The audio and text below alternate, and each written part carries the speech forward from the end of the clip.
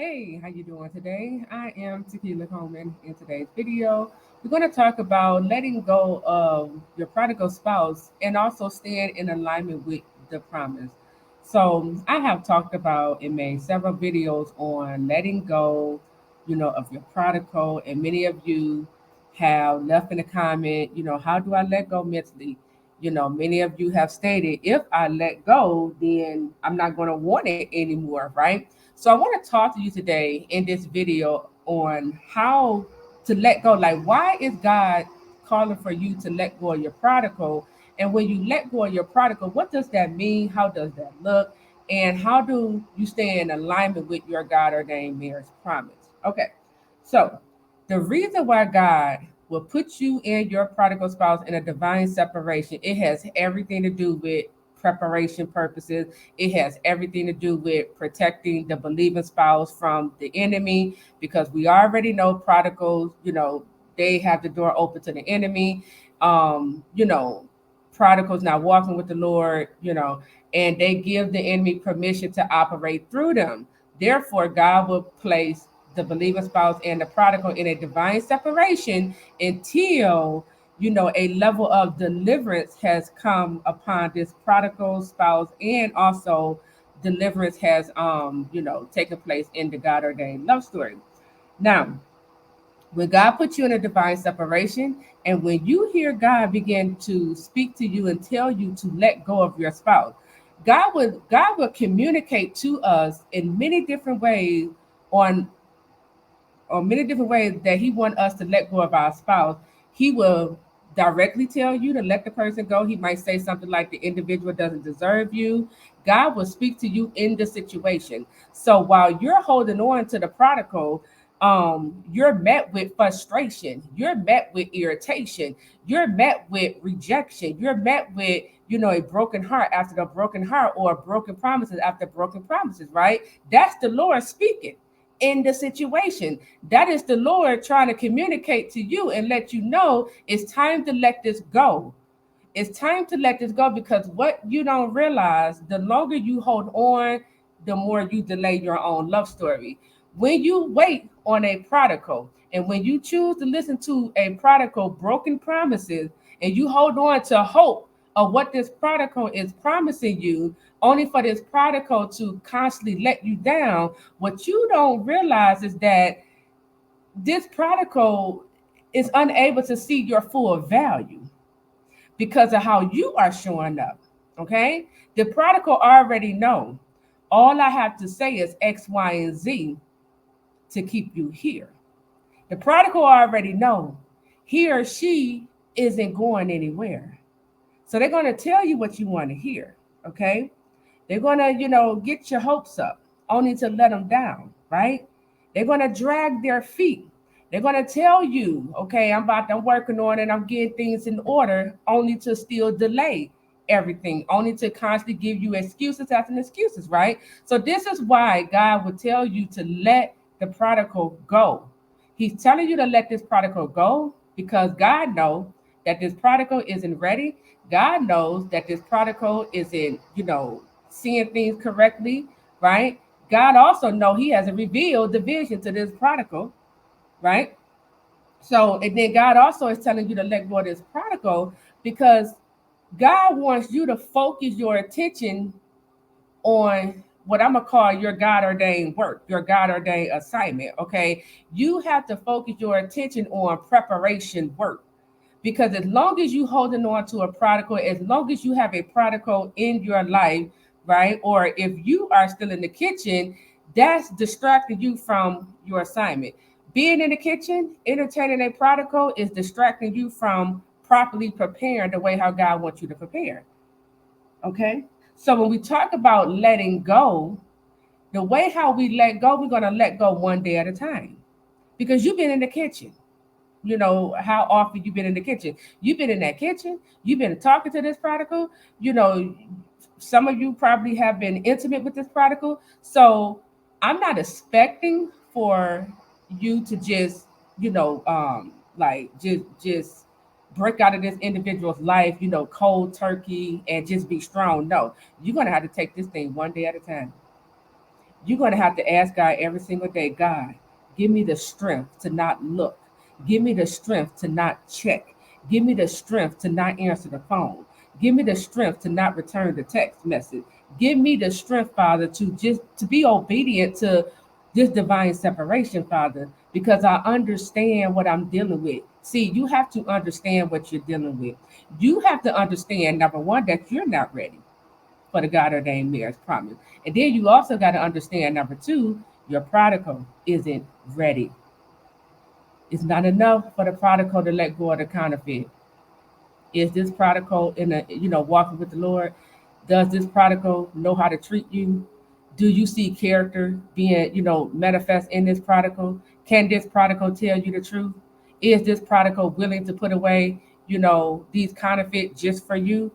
See, these are signs that's letting you know whether or not this prodigal is ready or not. Can this prodigal sit down and properly communicate their feelings to you, or are they still trying to suppress their feelings or withhold their feelings? These are signs. These are signs letting you know if this individual is ready or not. And we have to learn we got to raise our standards to the level of God's standard. If God is requiring, X, Y, and Z from this prodigal, that has to become your standard. Okay. You don't ever want to go below God's standard. That means you selling it for less. When God said, I got the best waiting for you, but you got to get in alignment so that God can give you the best. All right. So we're letting go one day at a time. You're letting go by faith. You're letting go. And as you're letting go, you putting your mind on something else. Whatever it is that God is telling you to work on, that's where you put your mind at. Because if you just let go and try not to be in the kitchen but you don't have anything going on, you're not working on anything. Now your mind, you're going to start overthinking.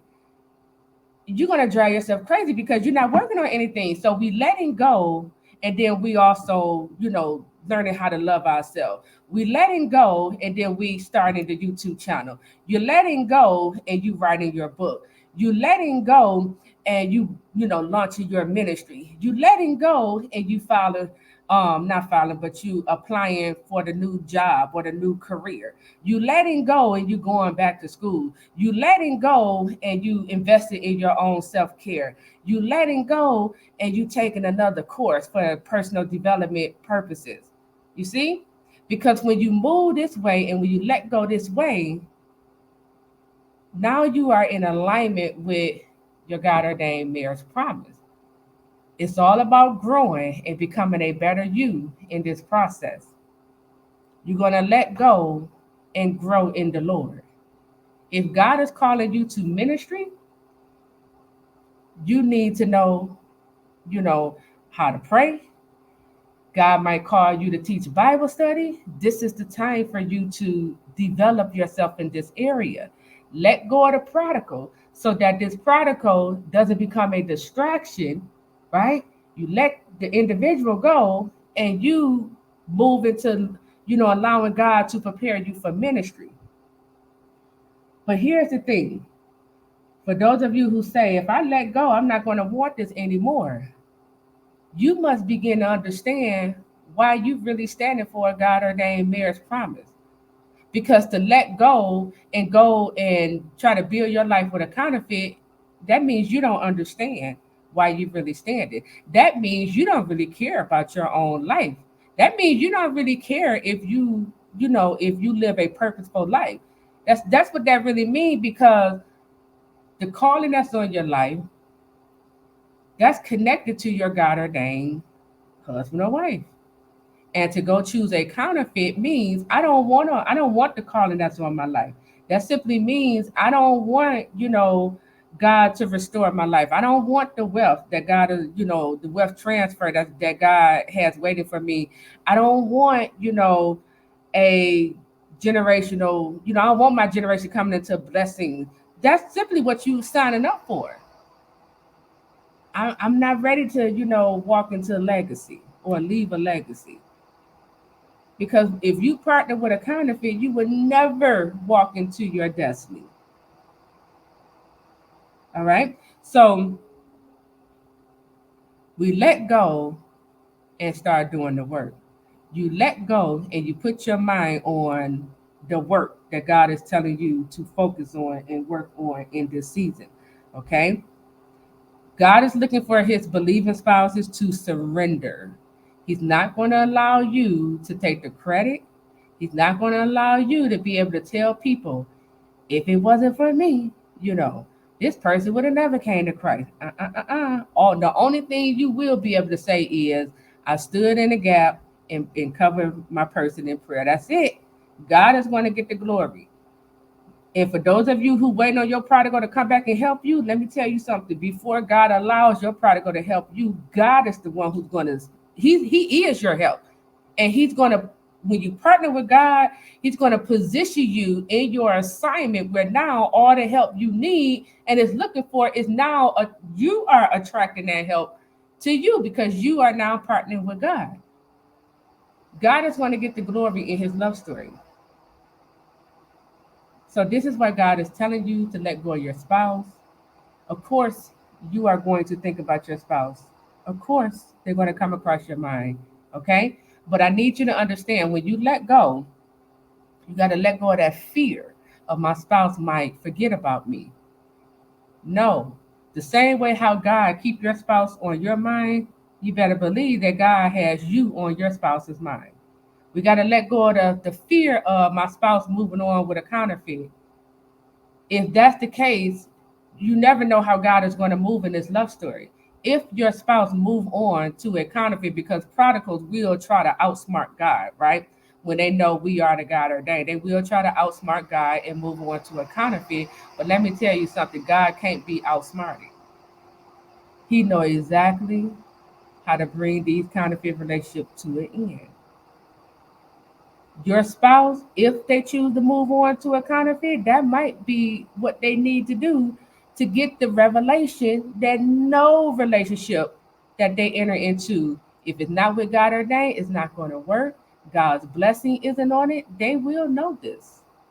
So you don't have to fear your spouse moving on to a counterfeit because God's hand, his blessing isn't on it. Okay? So let's let go of the fear. God said he didn't give you a spirit of fear, but power, love, and a sound mind. We walking in power. We walking in love. This is your season. This is your time to love on you. Fill yourself up. Okay? And we walking with a sound mind. All right? So we letting go one day at a time. And you're letting go by now shifting and focusing on whatever it is God is telling you to work on in this season. All right. This is how you stay in alignment with the promise. Surrender. When God win. Don't worry about the time. Get in purpose. Get in your assignment. Do whatever God is telling you to do. If he's telling you to start paying off your debt, pay off your debt. If he's telling you to get your house in order, get your house in order. If he's turning your attention to your children and help prepare them, turn your attention to your children and help them. Okay. If he's telling you go and take this class or go and apply for this position, do it. This is how we partner with the Lord in this process. This is where how you let go mentally, because when I let go and I start doing what God tell me to do, 80% of my mind isn't on my prodigal, it's on the work that God is telling me to do. The 20%, that's probably at nighttime right before you about to go to bed. That's probably when you're gonna start thinking about the individual, but that's fine. You're gonna fall asleep, you know.